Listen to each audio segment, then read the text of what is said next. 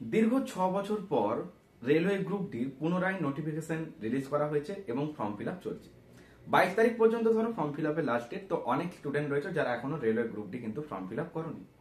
তো যে সমস্ত ছাত্রছাত্রীরা রেলওয়ে গ্রুপ ডির ফর্ম ফিল আপ করেছো বা যারা আগামী দিন ফর্ম ফিল আপ করবে এরকম একটা প্রতিশ্রুতি রয়েছে মনের মধ্যে, তাদের জন্য আজকের ভিডিওটা অনেক হেল্পফুল একটা ভিডিওতে চলেছে। তাই ভিডিওটা কোনো রকম স্কিপ না করে পুরো ভিডিওটা দেখার অনুরোধ রইল।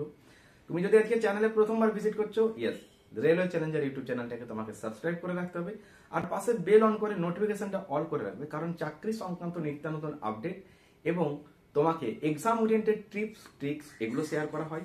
আর তার পাশাপাশি VVI math reasoning GK complete quick revision চলছে এই রেলওয়ে চ্যালেঞ্জার ইউটিউব চ্যানেল থেকে। তাই সরাসরি জয়েন করে নিও রেলওয়ে চ্যালেঞ্জার ইউটিউব চ্যানেলে। আর অবশ্যই ক্লাস ওরিয়েন্টেড আপডেট পাওয়ার জন্য টেলিগ্রামে জয়েন করে নিও। কোথায় পাবে টেলিগ্রাম? ইয়েস, ডেসক্রিপশন বক্সে একবার ভিজিট করো, দেখো গ্রুপের লিঙ্ক দেওয়া রয়েছে টেলিগ্রাম গ্রুপে, সেখানে সরাসরি জয়েন করে নিও। সমস্ত কিছু ক্লাস ওরিয়েন্টেড আপডেট টেলিগ্রাম গ্রুপে প্রোভাইড করা হয়। তো সরাসরি আর সময় নষ্ট না করে চলে যাব আজকের ভিডিওর মূল আলোচ্য বিষয়ে। দেখো, রেলওয়ে গ্রুপ ডি এখানে অনেক স্টুডেন্ট কিন্তু ফর্ম ফিল আপ করে। কেন? কারণ এজ লিমিটটাও যেরকম রয়েছে, তাছাড়া যেহেতু কোভিড-19 জন্য 2 বছর নষ্ট হয়ে গেছে, তাই রেলের সমস্ত পরীক্ষাতে কিন্তু 3 বছরের একটা বয়সের ছাড় দেওয়া হচ্ছে, যেটা জেনারেলদের ক্ষেত্রে। অ্যাজ পার গভর্নমেন্ট রুল, যেটা তোমার এসসি এসটি ওবিসি তাদের জন্য আলাদা এজ রিল্যাক্সেশন রয়েছে। তাহলে এখানে যে কম্পিটিশন লেভেল সেটা কিন্তু একটু হলেও কিন্তু বাড়বে, কারণ যারা পিছিয়ে যাচ্ছিল এক্সামের গুলোর থেকে এজের জন্য, তারাও কিন্তু আজকে পুনরায় একটা লড়াই করার সুযোগ পাচ্ছে। তোমাকে এই চিন্তা ভাবনা মাথার থেকে দূর করে নিজের জন্য একটা সিট এটা ভেবে কনফার্মেশন করো, আর তুমি প্রতিযোগিতায় অংশগ্রহণ করে নিজের সেই একটা সিটের জন্য সেই রকম প্রিপারেশন স্ট্র্যাটেজিটা প্রপার ওয়েতে কমপ্লিট করো। ইমপ্রুভমেন্ট হবে এবং তোমারও কিন্তু সিলেকশন হবে। মনে রাখবে, রেলওয়ে গ্রুপ ডির পরীক্ষার্থী যারা রয়েছে তাদের জন্য আজকের ভিডিওতে আমি প্রপার ওয়েতে একটা ডিটেলস অ্যানালাইসিস করব যে তোমার জন্য সেফ জোন কোনটা হতে পারে, অর্থাৎ তুমি কোথায় অ্যাপ্লাই করবে। তো হ্যালো বন্ধুরা, আমি রাজ, রেলওয়ে চ্যালেঞ্জার ইউটিউব চ্যানেলে তোমাদের প্রত্যেককে স্বাগত। যারা আজকে চ্যানেলে প্রথমবার ভিজিট করছো, চ্যানেলটা সাবস্ক্রাইব করে পাশে বেল অন করে নোটিফিকেশন অন করে রাখবে, যাতে করে আপকামিং ক্লাসগুলোর নোটিফিকেশন খুব সহজে তোমার কাছে পৌঁছে যায়। রেলওয়ে গ্রুপ ডি যেটা ক্লাস 10 প্লাস করে থাকলেই কিন্তু তুমি কিন্তু এখানে অ্যাপ্লাই করতে পারছো। অনেকের মনে প্রশ্ন হচ্ছে যে আমার যদি আইটিআই না করা থাকে তাহলে কি আমি অ্যাপ্লাই করতে পারবো না? দেখো, তুমি ন্যূনতম একটা পার্সেন্টেজে যদি ক্লাস 10 পাস করে থাকো এবং সেটা যে কোনো একটা শাখার থেকে, তাহলে কিন্তু তুমি এখানে অ্যাপ্লাই করতে পারছো, রাইট? যে সমস্ত ছাত্রছাত্রীদের আইটিআই করা রয়েছে তাদের জন্য আলাদা পোস্ট রয়েছে যেগুলো টেকনিক্যাল ওরিয়েন্টেড, রাইট? কিন্তু ম্যাক্সিমাম নাম্বার অফ স্টুডেন্ট যারা কিন্তু ক্লাস 10 পাস করে থাকছে তারা কিন্তু প্রত্যেকেই অ্যাপ্লিকেবল এই গ্রুপ ডির জন্য। মনে রাখবে, এখানে একটা রিটেনিং কন্ডাক্ট হবে, যেটা সিবিটি মোড এক্সাম হবে, অর্থাৎ কম্পিউটার বেসড টেস্ট, রাইট? 100 মার্কসের 100 নাম্বারের। এই 100 নাম্বারের উপর কাট অফ হবে এবং এটার উপরে নর্মালাইজেশন কি হচ্ছে, যেটা final merit, right? After qualify your written, then you select ground exam. Ground qualify করার পর আর কোনো স্টেপ নেই, জাস্ট মেডিকেল ডকুমেন্ট ভেরিফিকেশন পুরো প্রপার হতে কমপ্লিট, রাইট? তো রেলওয়ে গ্রুপ ডির যারা বিদ্যার্থী রয়েছে তাদের জন্য একটা কথাই বলবো, যে যারা ফর্ম ফিল আপ করেছো, অনেকে চিন্তিত রয়েছো বা বিভ্রান্ত হয়ে গেছো, পাজেল হয়ে যাচ্ছ যে আমি এই জোনে কেন ফর্মটা ফিল আপ করলাম, আমি যদি ওখানে অ্যাপ্লাই করতাম ভালো হতো, কারণ ওখানে দেখছি কাট অফ কম যাচ্ছে। তুমি একটা জিনিস ভালোভাবে অ্যানালাইসিস করবে যে ধরো 2018 সালে রেলওয়ে গ্রুপ ডি যখন পরীক্ষা হয়েছে, সেখানে যে জোনগুলো ছিল সেখানে দেখা গিয়েছে যে সেক্টর ওয়াইজ আলাদা আলাদা কাট অফ গিয়েছে। তোমরা যখন ফর্ম ফিল আপ করছো, তোমরা দুটো জিনিসের উপর খুব ফোকাস রাখো। কিসের উপর বলো তো? নাম্বার অফ রিক্রুটমেন্ট কোথায় বেশি। সাপোজ ধরে নাও মুম্বাইয়ে 9000 প্লাস রিক্রুটমেন্ট রয়েছে, তাহলে সবাইকার নজর কোথায়? মুম্বাইয়ে। কেন? কারণ এখানে নাম্বার অফ রিক্রুটমেন্টটা অনেকটাই বেশি। দেখো, টোটাল গ্রুপ ডির যদি বলো যে রিক্রুটমেন্ট কত, সেটা 30,000 প্লাস, যেটা আগামী দিনে আরো বাড়বে। এটা কিন্তু মিনিস্ট্রি অফ রেলওয়ে থেকে আমরা দেখতে পাবো। যেরকম আমাদের অ্যাসিস্ট্যান্ট লোকো পাইলটে কি হলো, পুরো 3 গুণ ফর্ম বৃদ্ধি পেলো, আর পিপিও দেখবে বৃদ্ধি হবে, এবং ঠিক গ্রুপ ডিও কিন্তু ইনক্রিমেন্ট হবে। কারণ গ্রুপ ডি 30,000 না, এটা প্রায় অনেকটাই বেরোবে, অনেকটাই বাড়বে, কিন্তু সেটা সব আস্তে আস্তে জানতে পারবে। তো মনে রাখবে, অনেকেই কি করে যে মুম্বাইতে ধরো এতগুলো রিক্রুটমেন্ট রয়েছে, তাহলে আমি মুম্বাই অ্যাপ্লাই করি। কেন? কারণ এখানে সিট বেশি রয়েছে, কাট আপটা কম যাবে। আচ্ছা, আমার একটা সিট কনফার্ম হবার চান্স থাকবে, তুমি এটা ভেবেছো। অনেকে কি ভাবে, আচ্ছা আগের বারে তো এখানে কাট আপ কম গিয়েছিল, তাহলে আমার এই সেক্টরটাতে ফর্ম ফিল আপ করা উচিত। কেন? কারণ এখানে কাট আপ কম যায়। ইয়েস, তোমার মাথায় যদি এই সমস্ত চিন্তা ভাবনা ঘুরছে, তাহলে তুমি অ্যাবসলিউটলি রং। কেন? তুমি যে চিন্তা ভাবনাটা করছো, ঠিক এই চিন্তা ভাবনা প্রায় 70% স্টুডেন্ট করছে, কিন্তু 30% স্টুডেন্ট এমন রয়েছে যারা কিন্তু একটু ইউনিক। তোমাকে সেই ইউনিক হতে হবে। কারণ দেখো, তুমি পড়াশোনা করছো, তুমি একজন অ্যাসপিরিয়েন্স, তোমার টার্গেট থাকবে সবসময় একটা ভালো প্রিপারেশন স্ট্র্যাটেজি কমপ্লিট করে তুমি রিটেন এক্সামটা ভালোভাবে দেবে, গ্রাউন্ড কোয়ালিফাই করবে, তুমি একটা সিলেকশন নেবে। তোমাকে মনে রাখতে হবে যে তুমি যদি তাদের মতন চিন্তা ভাবনার দিকে যাও তাহলে কিন্তু তুমি সব থেকে বড় ভুল করছো। কিরকম? সাপোজ ধরে নাও 2018-তে রেলওয়ে গ্রুপ ডিতে যে জোনগুলোতে কাট অফ ধরো কম গিয়েছে, সেখানে কি হলো, সবাই তো ওই জায়গাটাকে টার্গেট করবে। যে সাপোজ ধরো কোনো একটা জায়গায় দেখা যাচ্ছে যে 80-র ওপরে কাট অফ যাচ্ছে, আর কোথাও ধরো 65, 70, 75-এ কাট অফ যাচ্ছে। সাপোজ কিছুক্ষণের জন্য মনে করো, আমি প্রপার ওয়েতে কিছু লিখছি না যে এখানে এত কাট অফ, ওখানে এত কাট অফ, আমি জাস্ট জিনিসটা তোমাদের সামনে অ্যানালাইসিস করছি, জাস্ট একটু মন দিয়ে শোনো, তাহলে পুরো তোমার ডাউট ক্লিয়ার হয়ে যাবে। তাহলে সাপোজ ধরো তুমি যে দেখছো ওখানে 65, 70 বা 75-এ কাট অফ গিয়েছে, আর কোনো একটা সেক্টরে 85+ কাট অফ গিয়েছে, তুমি কোনটা টার্গেট করবে? বলবে হ্যাঁ, যেখানে কম কাট অফ গিয়েছে আমি ওই জায়গাটাকে টার্গেট করবো। ঠিক এই চিন্তা ভাবনা তুমি একা করছো না, কিন্তু এই চিন্তা ভাবনা 70%+ স্টুডেন্ট কিন্তু এটা চিন্তা ভাবনা করছে। তাহলে বলো তো, যে জায়গাটাতে 2018 সালে কম কাট অফ গিয়েছে সবাই তো সেটার উপর অ্যানালাইসিস করে সেখানে ফর্মগুলো জমা করছে, তাহলে নাম্বার অফ স্টুডেন্ট হিউজ পরিমাণে কিন্তু সেখানে ফর্ম জমা করছে। তাহলে যেখানে আগের বারে কাট অফটা কম গিয়েছে সেখানে কি হয়েছে, এইবারে প্রচুর পরিমাণে ফর্ম হয়েছে, যে কারণে স্টুডেন্টরা নিজেরাই কি করলো, সেখানে কম্পিটিশনটা বাড়িয়ে দিল। কিন্তু যে জায়গাগুলোতে কাট অফ ধরো 80+ ছিল, অনেক স্টুডেন্ট থাকবে তারা কিন্তু সেই দিকে এগোবে না। কেন? কারণ আমার দরকার একটা চাকরি, আমি চাকরি পাবো, পরে ঠিক শিফটিং হয়ে যাব, কিন্তু আমাকে তো একটা পেতেই হবে, তাই না?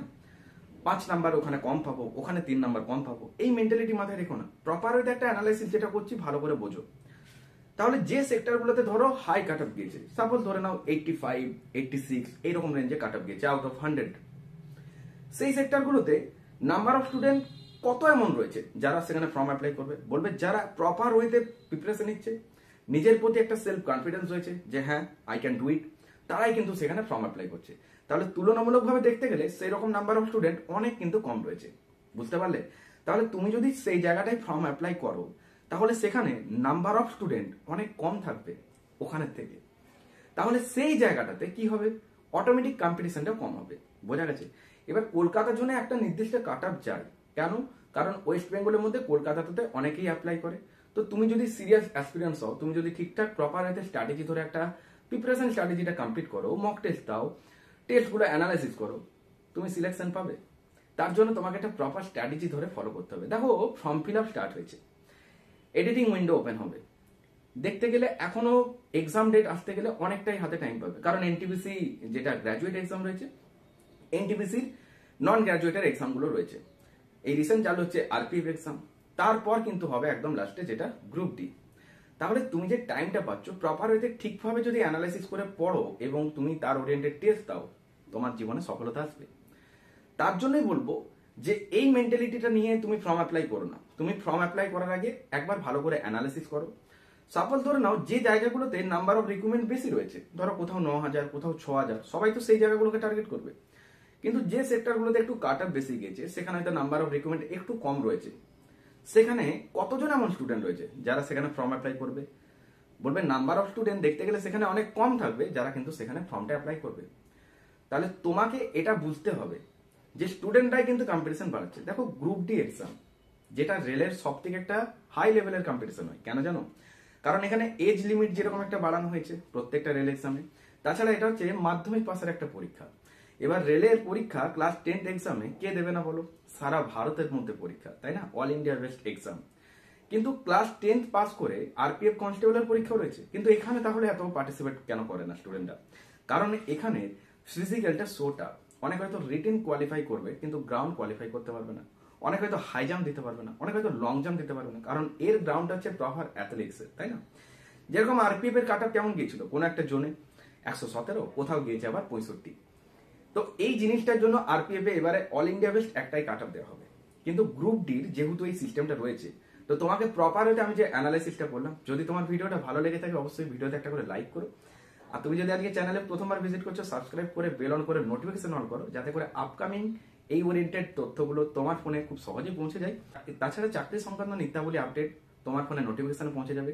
আর ভিভিআই যেটা mathematics, reasoning and GK, proper হইতে আমাদের একটা কুইক রিভিশন চলছে। আমার প্লেলিস্ট সেকশনটা ভিজিট করো, সেখানে ননস্টপ র্যাপিড ফায়ার জিকে ক্লাসগুলো করো অবশ্যই। এক্সামের আগে অনেক অনেক হেল্পফুল হবে, কারণ একটা জিকে থেকে আনাদার জিকে গুলোকে কিভাবে প্রপার হতে লিঙ্ক করতে হয় তার নমুনা পাবে ননস্টপ র্যাপিড ফায়ার জিকেতে।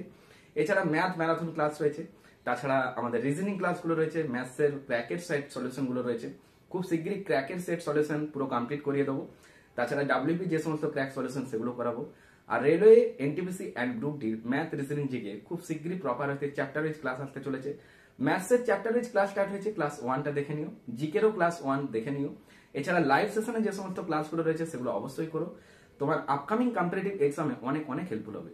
আর যারা জিকে জিএসটা নিয়ে খুব চিন্তিত রয়েছে, অনেকে আরপিএফ এর অ্যাসপিরেন্টস রয়েছে, অল্প টাইমের মধ্যে জিকেটাকে তুমি যদি একটা কুইক রিভিশন করতে চাও, তাহলে তোমাকে আসতে হবে যোদ্ধা ব্যাচে। ইয়েস, এই যোদ্ধা ব্যাচটা কি? যোদ্ধা ব্যাচটা হচ্ছে একটা জিকে কুইক রিভিশন ব্যাচ। অর্থাৎ তোমার একটা র্যান্ডাম কুইক রিভিশন হয়ে যাবে খুবই অল্প সময়ে। অনেক আরপিএফ এর বিদ্যার্থী কিন্তু এই ব্যাচে জয়েন করেছে। তাছাড়া এই ব্যাচটা থেকে প্রপার ওয়েতে তুমি লিঙ্ক আপ করে জিকে জিএসটাকে মনে রাখতে পারছো। দেখো, জিকে জিএস সেক্টরটা একটা লার্জ সেক্টর। এবার এই অল্প সময়ে তুমি যদি বলো যে আমি জিকেটাকে একটা কুইক রিভিশন করবো, তার জন্য তোমাকে যোদ্ধা ব্যাচে আসতে হচ্ছে। মাত্র 200 টাকা তোমাকে একবারই পে করতে হবে। যে সমস্ত ক্লাসগুলো হয়েছে প্রিভিয়াস আর রিসেন্ট যে ক্লাসগুলো হচ্ছে, যেগুলো তুমি লাইভ সেশনে করতে পারবে, আমাদের মিটে ক্লাস হয়, ক্লাস রেকর্ড এবং পিডিএফ এর ব্যবস্থা রয়েছে। তো সমস্ত কিছু আপডেট জানার জন্য তোমরা 9144556275 9144556275 এটা হোয়াটসঅ্যাপ নাম্বার এবং হেল্পলাইন নাম্বার। তোমরা সরাসরি এখানে যোগাযোগ করে সমস্ত কিছু আপডেট জানতে পারবে। আর যারা ম্যাথ চ্যালেঞ্জার ব্যাচটা নেবে, দেখো ম্যাথ চ্যালেঞ্জার ব্যাচটা হচ্ছে পুরো একটা মেন এক্সামগুলোকে টার্গেট করে আমাদের এই ব্যাচটা আনা হয়েছে, যেখানে 800+ কোশ্চেনের কন্টেন্ট রেডি করা হয়েছে পুরো মেন এক্সামগুলোকে টার্গেট করে। যারা ডাব্লিউবিপি, কেপি, এনটিপিসি, গ্রুপ ডির পরীক্ষার্থী রয়েছে, তারা সরাসরি এখানে জয়েন করো। এক্সাম হলের কি অ্যাপ্রোচ হওয়া উচিত তার নমুনা পাবে তুমি এখানে। কারণ অনেকেই রয়েছে যারা খুব বেসিক ওয়েতে রয়েছে, লার্নার স্টুডেন্ট রয়েছে, যে আমি তো ম্যাথ কিচ্ছু পারি না, তোমাকে এখানে আসতে হবে। তুমি যদি একজন লার্নার স্টুডেন্ট হও, জাস্ট তুমি এখানে জয়েন করো। তুমি প্রপার ওয়েতে ম্যাথটা আগামী 2 থেকে 3 মাসের মধ্যে কোন জায়গায় পৌঁছে যাবে সেটা বুঝতে পারবে এই ব্যাচটা কমপ্লিট করার পর। তোমারই পাশে কেউ একজন বসে কোনো একটা ম্যাথ সলভ করবে 3 মিনিটে, আর তুমি সেটাকে জাস্ট একটা ভিজুয়ালাইজ করে আনসার ইট করবে। কেউ তোমার পাশে একটা ক্যালকুলেশন করে আনসার ইট করবে যে ইয়েস এটা তো অপশন বি আনসার, তুমি সেটা সলভ করবে ইউনিট ডিজিট ধরে। তো এই সমস্ত নমুনাগুলো পাবে ম্যাথ চ্যালেঞ্জার ব্যাচে। তো অনেক স্টুডেন্ট রয়েছে যারা অ্যাডমিশন নিতে ইচ্ছুক, তারা সরাসরি এখানে যোগাযোগ করো। এটা হোয়াটসঅ্যাপ এবং হেল্পলাইন নাম্বার। তোমার আপকামিং এনটিপিসি, গ্রুপ ডি এছাড়া ডাব্লিউপি, কেপির যে সমস্ত মেইন এক্সামগুলোকে টার্গেট করে এই কন্টেন্ট রেডি করা হয়েছে। আপকামিং কম্পিটিটিভ এক্সামে তুমি ম্যাথে অনেক ভালো স্কোর ক্যারি করতে পারবে উইথ একুরেসি, এই কনফিডেন্সটা তোমার মধ্যে আসবে। আর যারা জিকে জিএসটা কুইক রিভিশন করতে চাইছো, তারা সরাসরি এখানে জয়েন করো। তোমার আপকামিং কম্পিটিটিভ এক্সামে জিকেতে খুব ভালো স্কোর হবে এবং পরীক্ষাতে অনেক অনেক প্রশ্ন কিন্তু কমন পাবে। এর সাথে যেগুলো ভিভিআই, কারেন্ট অ্যাফেয়ার্স, স্ট্যাটিক জিকের যেগুলো একদম হাইলাইট সেক্টর, যেগুলো পরীক্ষাতে বারবার আসে, সেই সমস্তগুলো তোমাদের প্রপার এখানে লিঙ্ক আপ করানো হচ্ছে। তো আর দেরি না করে সরাসরি জয়েন করে নিও এবং তোমার জীবনের সফলতা খুব শীঘ্রই নিয়ে এসো। তো প্রত্যেকে ভালো থেকো, মন দিয়ে পড়াশোনা করো। দেখা হচ্ছে নেক্সট ক্লাসে। টাটা।